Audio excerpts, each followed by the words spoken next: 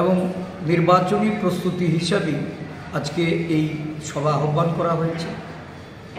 এই রাজ্যে ফিশারম্যানদের তাদের ভাগ্য আজকে 10 বছর কেন্দ্রে বিজেপি শাসন এবং রাজ্যে 6 বছরের শাসনে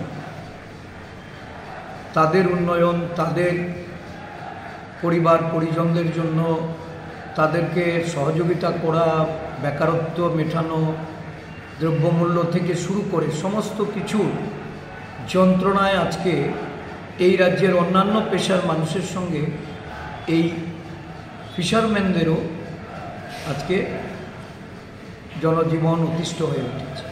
পরিবর্তনের লক্ষ্যে এই সংগঠন রাজ্যব্যাপী তাদের সংগঠনের শক্তি বৃদ্ধি করে লড়াইয়ে অবতীর্ণ হচ্ছে।